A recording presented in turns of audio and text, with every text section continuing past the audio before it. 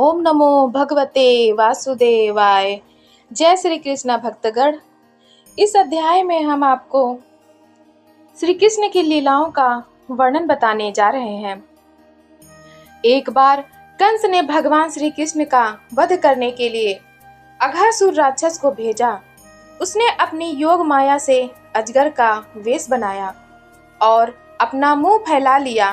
गौ चराने के लिए श्री कृष्ण और ग्वाल बाल उसे पर्वत कंदरा समझकर खेल खेल में उसमें प्रवेश कर गए और जैसे ही ग्वाल बाल श्री कृष्ण के साथ उसमें घुसे, वैसे ही अजगर ने अपना मुंह बंद करके उन्हें निगल लेना चाहा।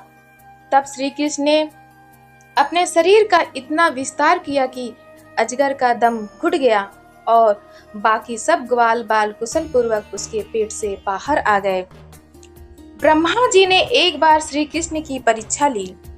उन्होंने उनकी गाय और बछड़े चुरा लिए। जब श्री कृष्ण उन्हें ढूंढने निकले तो ब्रह्मा ने सभी ग्वाल बालों का भी हरण कर लिया। श्री कृष्ण ने ध्यान लगाया और उन्हें वास्तविकता का पता चला। उन्होंने तुरंत नए गाय बछड़े और ग्वाल बालों की सृष्टि कर दी। किसी को यह भी पता नहीं चला कि ये पशु प्रतिकृति रूप में थे। 1 वर्ष के बाद ब्रह्मा जी ने सेवकों के द्वारा श्री कृष्ण की वंशी सुनने के बाद बहुत रोकने पर भी जब सभी गाय श्री कृष्ण के पास दौड़कर आई तो ब्रह्मा ने भी अपनी शक्ति से अधिक श्री कृष्ण की शक्ति को स्वीकार किया और अपनी सीमा मानी। उन्होंने श्री कृष्ण की पूजा की और श्री कृष्ण ने अपने द्वारा बनाई गई बछड़ों और गायों की सृष्टि को अदृश्य कर दिया। एक दिन अपने साथियों के साथ गौ चराते हुए श्री कृष्ण ने साथियों से सुना कि पास में ही एक बहुत मीठे फल के वृक्षों से भरा हुआ ताल का वन है और उन वृक्षों के अमृत फल कोई नहीं खा सकता, वे वैसे ही नष्ट हो जाते हैं। कारण यह कि धेनुक नाम की महाबली राक्षस आतंक फैलाए हुए हैं। अपने साथियों की इच्छा जानकर श्री कृष्ण बलराम के साथ उस वन में गए और धेनुक तथा उसके परिवार वालों का नाश किया। इस तरह अपने साथियों की मीठे फल खाने की इच्छा पूरी की। एक दिन श्री कृष्ण ने देखा कि कालीय नाग यहाँ आकर रहने लगा है और उसके जहर का प्रसार यमुना के सारे जल में हो गया है, जिससे नदी का जल विस्मय हो गया है। तब श्री कृष्ण ने नाग का नाश करने के लिए साथियों के साथ खेलते खेलते अपनी गेंद कालीय नाग की तह में फेंक दी और फिर उसे खोजने के लिए उसमें कूद पड़े। जब यह समाचार फैला तो यशोदा तथा अन्य स्त्रियां यमुना के किनारे आकर रोने लगी।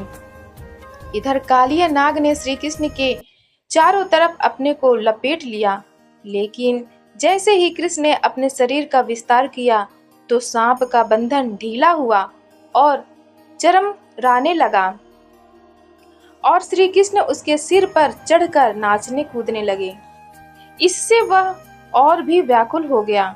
तब भगवान श्री कृष्ण ने उससे कहा कि वह इस प्रदेश को छोड़कर कहीं और जाकर रहने लगे। नाग ने कृष्ण के इस आदेश का पालन किया और उनकी स्तुति करके यमुना को छोड़कर दूसरी जगह चला गया। एक बार आधी रात के समय सब लोग सो रहे थे कि अचानक चारों तरफ आग लग गई और उस आग में गोप गोपियां अपने बछड़ों गायों सहित घिर गईं।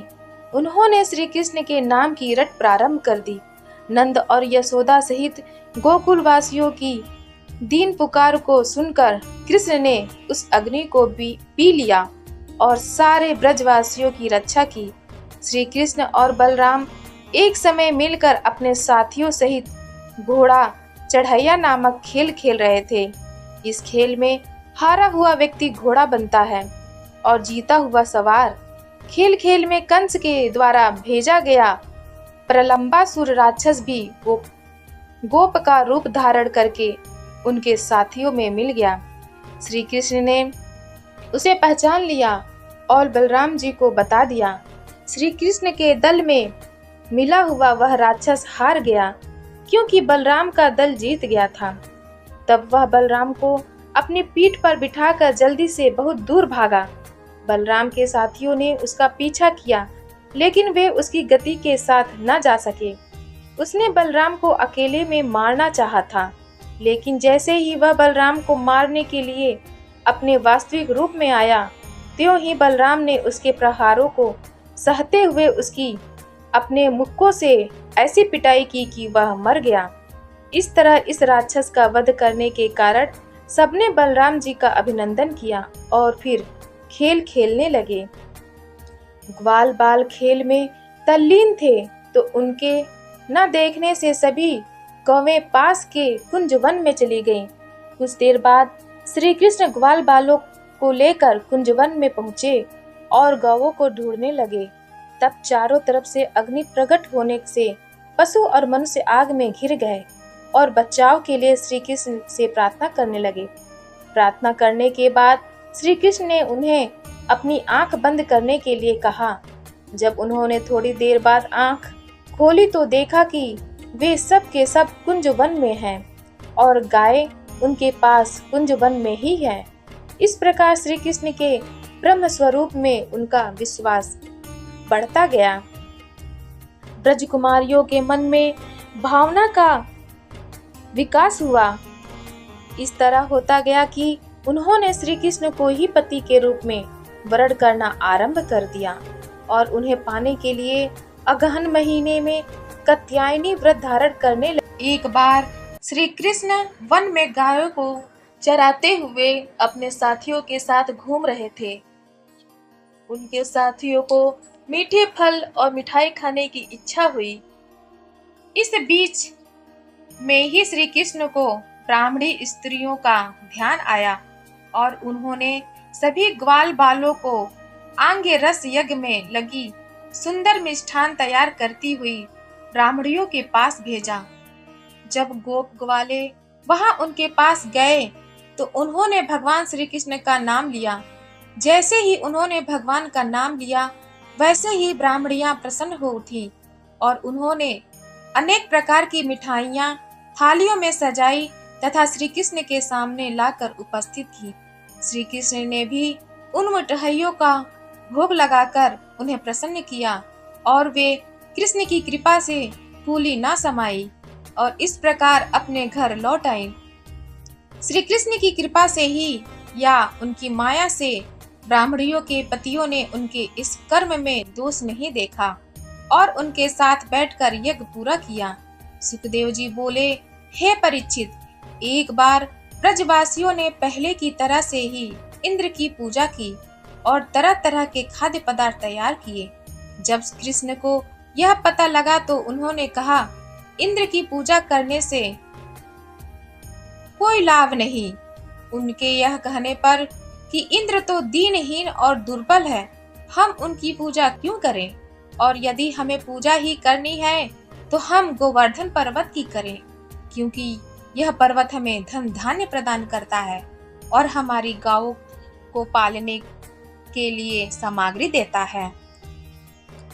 कृष्ण के वचनों को सुनकर ब्रजवासियों ने गोवर्धन की पूजा आरंभ कर दी और श्री कृष्ण ने अपने विराट रूप से पूजा की सारी सामग्री का भोग लगाया।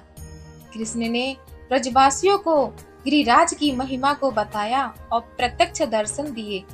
इंद्र ने जब अपना अपमान इस प्रकार अनुभव किया और पूजा प्राप्त नहीं की तो वह ब्रजवासियों से नाराज हो गया।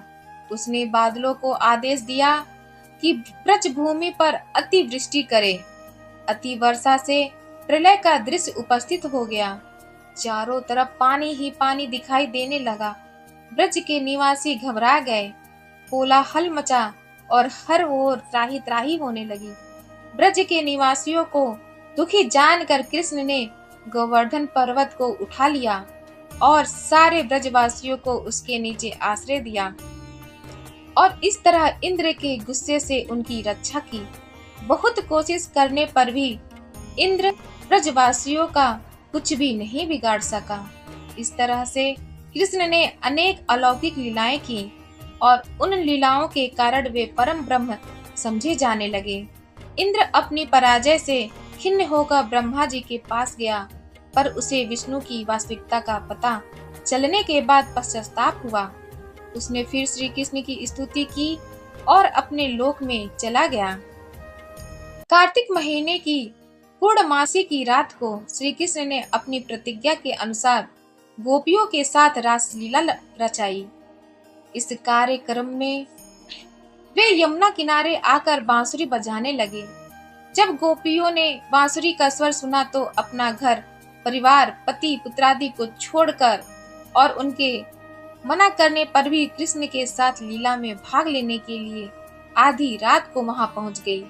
उधर श्री कृष्ण ने घर परिवार और पतियों को छोड़कर आने वाली गोपियों को कहा कि यह उन्होंने अच्छा कार्य नहीं किया है, उन्हें वापस घर लौट जाना चाहिए। लेकिन गोपियां नहीं मानी और पछाड़ खाकर वहीं पर मूर्छित हो गईं। उनकी आंखों से आंसुओं की धारा बहने लगी। जब श्री कृष्ण ने यह देखा तो इन्हें गोपियों की सत्य निष्ठा पर विश्वास हो गया और फिर उन्होंने उनके साथ गाते बजाते और नाचते हुए रासलीला की। आनंद मग्नता की इस अवस्था में सब आत्मा विस्मृत हो गए। श्री कृष्ण ने देखा कि गोपियां उन्हें पति रूप में देख रही हैं, तो उन्हें उनकी यह वासना अच्छी नहीं लगी। तब वे राधा को लेकर किसी दूसरी ओर अंतर्धान हो गए। कृष्ण को अपने पास न देखकर गोपियां बहुत व्याकुल हुई और उन्हें ढूंढने लगी। यहाँ तक कि वे जड़ चेतन से श्री कृष्ण का पता पूछकर इधर उधर बेचैन होकर भटकने लगी। दूसरी ओर श्री कृष्ण राधा को लेकर बहुत दूर चले आए तो राधा ने यह समझा कि श्री कृष्ण उनके वश में हैं और उन्होंने चलने में अपनी कमजोरी प्रकट की। फिर श्री कृष्ण को कंधे पर बैठाकर चलने के लिए कहा। श्री कृष्ण की स्वीकृति पाने पर जैसे ही राधा हाथ बढ़ाकर चढ़ने लगी, वैसे ही श्री कृष्ण उसे दिखाई नहीं दिए और राधा व्याकुल होकर श्री कृष्ण को ढूंढने लगी। गोपियां भी श्री कृष्ण को ढूंढती हुई वहीं आ पहुंची और राधा को देखकर उनके मन में सुख पैदा हुआ। लेकिन राधा स्वयं श्री कृष्ण के वियोग में तड़प रही थी। गोपियां और राधा श्री कृष्ण को कहीं भी न पाकर उनके रूप और गुण का स्मरण करती हुई रोने लगी। जब बहुत देर तक भी श्री कृष्ण उनको नहीं मिले और उन्हें उनका कोई पता भी न चला, तो उन्होंने अपने प्राणों को त्याग देना ही उचित समझा। गोपियों की दशा देखकर श्री कृष्ण उनके सामने प्रकट हुए और उनके साथ रास रचाया। गोपियां श्री कृष्ण के रास भाव से संतुष्ट और प्रसन्न हुई और कृष्ण ने भी जितनी गोपियां थी उतनी ही रूप बनाकर उन्हें संतुष्ट किया। प्रश्न यह उठा कि भगवान जिस प्रकार यह भोग विलास रूपी निंदित कार्य किया, इस पर सुखदेव जी ने उन्हें उत्तर दिया कि जो व्यक्ति समर्थ होता है उसे कोई दोष नहीं लगता। इससे भगवान श्री कृष्ण की धर्म स्थापना और अवतार की महत्ता को कोई दोष नहीं लगता। आग में भी सभी प्रकार की चीजें पड़कर भस्म हो जाती हैं और अग्नि को कोई दोष नहीं लगता। ऐसे ही जो समर्थ व्यक्ति है उन्हें भले बुरे से परे मानना चाहिए, लेकिन छोटों को उनका आचरण नहीं करना चाहिए। जैसे कोई व्यक्ति शिवजी के द्वारा किए विषपान का अनुकरण करने लगे तो क्या वह मृत्यु से बच पाएगा? अतः महान लोगों के दोष ग्रहण न करके केवल उनके गुण ग्रहण करने चाहिए, क्योंकि दोष की अपनी अपनी सामर्थ्य होती है। एक बार ब्रज के निवासी देवकी नामक वन की यात्रा के लिए गए। वहां एक भयानक अजगर ने नंद जी को पकड़कर खा लेना चाहा। नंद के अनेक साथी जलती हुई लकड़ियों से उस अजगर को मारने लगे, लेकिन अजगर के ऊपर उनकी मार का कोई प्रभाव न पड़ा। इससे वे सब के सब व्याकुल हो गए और श्री कृष्ण को पुकारने लगे। श्री कृष्ण ने वहां आकर अजगर के ऊपर अपने पैरों से प्रहार किया, तो उस प्रहार के साथ ही सर्प की देह छोड़कर वह विद्याधर बन गया। उसने भगवान श्री कृष्ण की स्तुति करते हुए और आभार प्रकट करते हुए बताया कि उसका नाम सुदर्शन है।